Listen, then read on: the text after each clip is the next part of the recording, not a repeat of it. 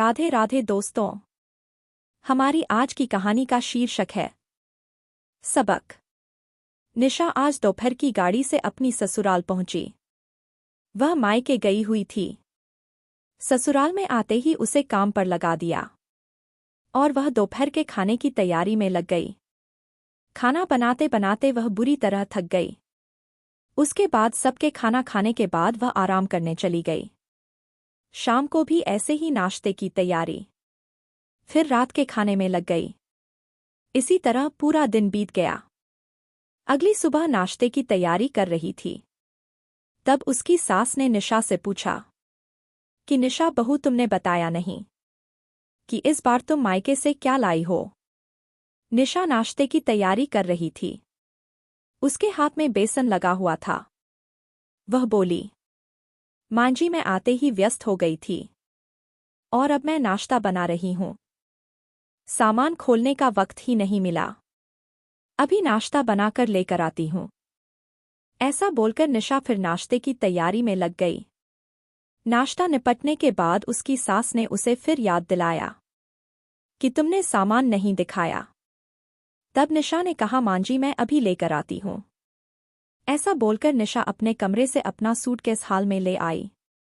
इतने में उसकी ननद अनु को पता चला तो वह भी दौड़ी चली आई देखने की भाभी क्या लाई है। निशा ने अटैची खोलकर एक साड़ी निकाली और कहा, यह साड़ी मम्मी ने आपके लिए दी है मां जी, और यह सूट दीदी आपके लिए है। ऐसा कहकर वह अपना सूटकेस बंद कर ही रही थी कि उसकी सास महिमा जी ने उसका हाथ रोका और एक साड़ी उठाकर बोली, अरे यह साड़ी तो बहुत अच्छी है, इसे मैं रख लेती हूं। तभी उसकी ननद अनु ने एक झपट्टा मारकर उसका लहंगा उठा लिया। भाभी, यह भी बहुत सुंदर लग रहा है, कहते कहते उलट पलट कर देखने लगी तो उसकी मां बोली कि बेटा, इसे तू रख ले, तेरे ऊपर बहुत अच्छा लगेगा। निशा उन दोनों का मुंह देखती रह गई। बोली, मां जी, यह साड़ी और लहंगा मेरी ताई जी की बेटी ने दिए हैं। वह मेरे लिए कोटा से लेकर आई थी। तब उन्होंने कहा, ठीक है बहू, तो क्या हो गया, तुम्हें जब भी पहनना हो तुम अनु से ले लेना, उसमें क्या बात है। निशा की आंखों में आंसू आ गए। वह सोचने लगी कि अपनी ही चीज को मुझे अब मांग कर पहनना पड़ेगा। वाह, यह भी क्या किस्मत है। लेकिन वह कर भी क्या सकती थी। चुपचाप अपनी अटैची उठाकर चली गई। उसे इसी बात का डर था कि वह जैसे ही सामान लेकर आएगी, उसके सभी सामानों पर उसकी सास और ननद झपट्टा मार लेंगी। जो उन्हें अच्छा लगता था वह तुरंत ले ली थी। वह अब अपनी शादी के बाद की बात सोचने लगी। इकलौती बेटी होने के कारण उसे शादी में सब महंगा और ब्रांडेड सामान दिया गया था। लेकिन जब निशा ससुराल पहुंची तो उसने देखा कि जो सामान पहले से उपयोग हो रहा है वही सामान लगाया हुआ है। जब उसने इस बारे में पूछा तो उसकी सासू मां बोली, अरे यह सामान भी तो नया है, जब पुराना हो जाएगा तब स्टोर से लाकर तुम्हारा वाला लगा लेंगे। पहले तो निशा को उनकी बात बुरी लगी कि अगर घर में सब सामान था तो दहेज में लेने की क्या जरूरत थी। लेकिन अब निशा कह भी क्या सकती थी, इसीलिए उसने कुछ नहीं कहा। लेकिन बाद में पता चला कि यह सारा सामान ननद अनु को दिया जाएगा। निशा को यह बात बहुत बुरी लगी, लेकिन कहती क्या। उसकी नई नई शादी हुई थी, इसीलिए वह चुप हो गई। नई नई शादी के कारण उसे बार बार मायके भेज दिया जाता साल भर के 30 त्योहार के नाम पर। फिर जो भी मायके से उपहार, साड़ी, लिफाफे मिलते सब सासू मां बटोर कर रख लेती थी और बोलती, संभाल कर रख रही हूं, बाद में काम आएंगे। एक दिन उसकी सास बोली, बहू, हम जरा जरूरी काम से बाहर जा रहे हैं, तुम खाना बनाकर रखना। ऐसा बोलकर सास, ससुर, देवर, पति सब घर से चले गए और नंद अपनी सहेली के यहां चली गई। वह घर में अकेली खाना तैयार कर सबकी राह देखने लगी। रात को 11 बजे के लगभग सभी हंसी ठिठोली करते हुए घर पर लौटे तो उसने कहा कि बहुत देर लगा दिया आपने। तब सास बोली, हाँ कुछ काम था, इसलिए देर हो गई। तब उसने कहा, चलिए खाना तैयार है, आप सब खाना खा लीजिए। तब उसकी सास बोली, अरे बहू मैं बताना भूल गई, हम सब तो खाना खा कर आए हैं। ऐसा करो तुम खाना खा लो। निशा को बहुत गुस्सा आया, फिर भी वह अपने गुस्से को कंट्रोल करते हुए बोली, मां जी अगर आप लोगों ने खाना खा लिया था तो एक फोन करके ही बता देती, कम से कम मैं तो खाना खा लेती। तब उसकी सास बोली, बहू एक दिन जल्दी खाना नहीं खाओगी तो कोई कमी नहीं आ जाएगी, और बेटी की ससुराल जाऊंगी तो फोन पर तुमसे बातें करती रहूंगी। क्या?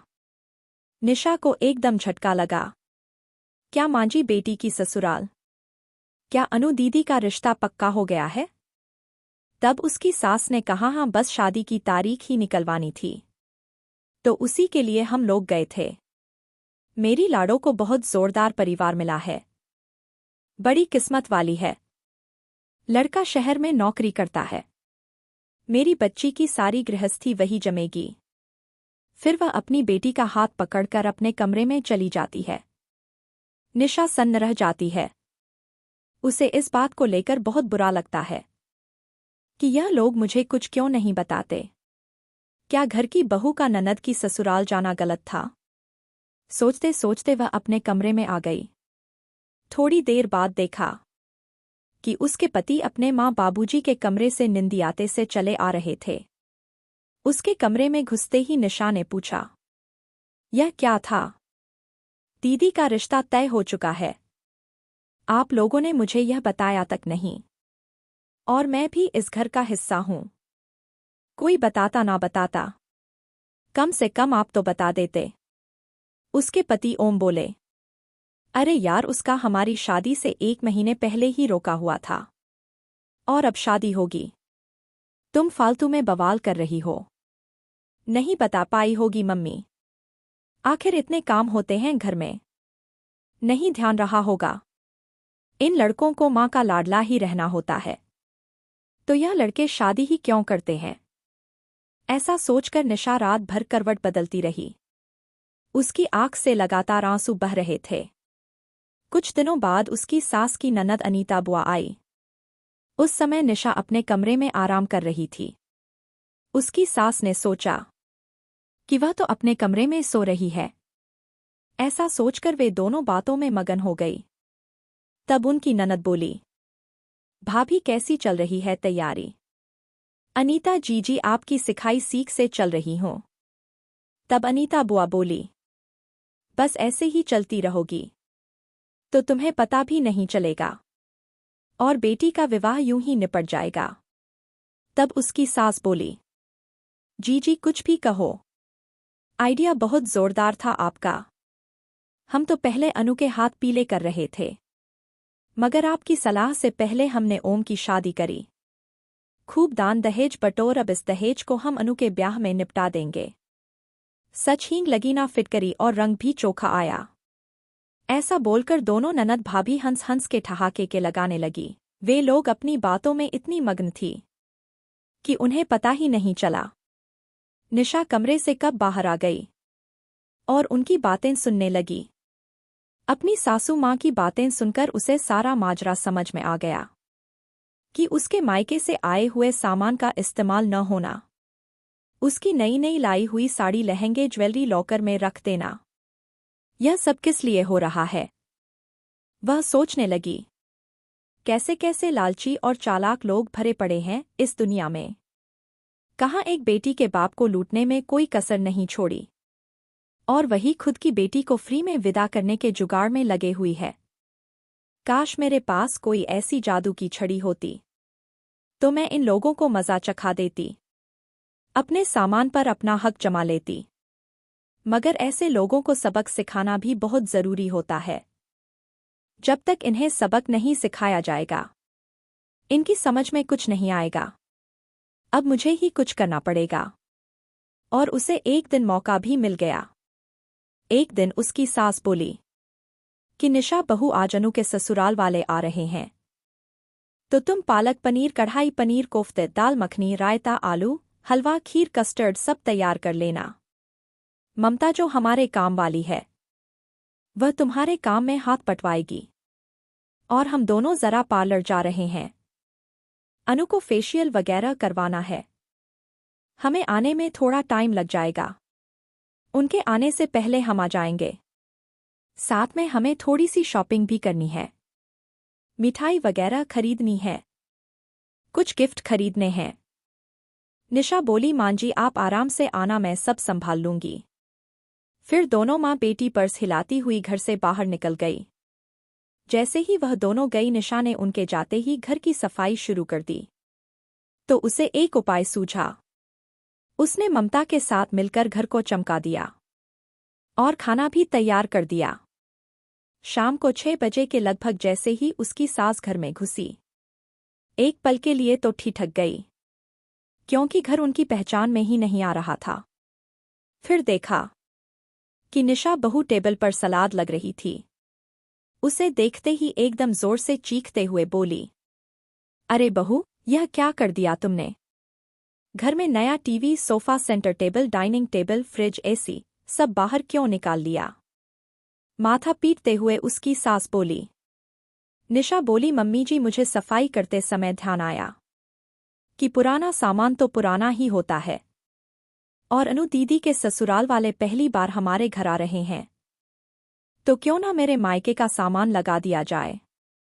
इससे हमारी शान ही बढ़ेगी। आखिर दीदी के ससुराल वालों को भी तो पता चले कि इनका मायका कितना जोरदार है।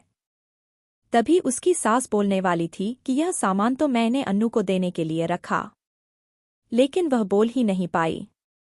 इतने में ही लड़का और उसके माता पिता उसकी बहन घर में आ गए। सब लोग उनका स्वागत करने लगे। तभी अनु की सास बोली, वाह बहन जी, आपने घर तो बहुत अच्छा सजाया हुआ है। आपका सामान कितना नया और अच्छा है। कब लिया आपने? तब उसकी बहू निशा बोली, अरे नहीं नहीं आंटी जी, यह सामान तो सब मेरे मायके से आया है।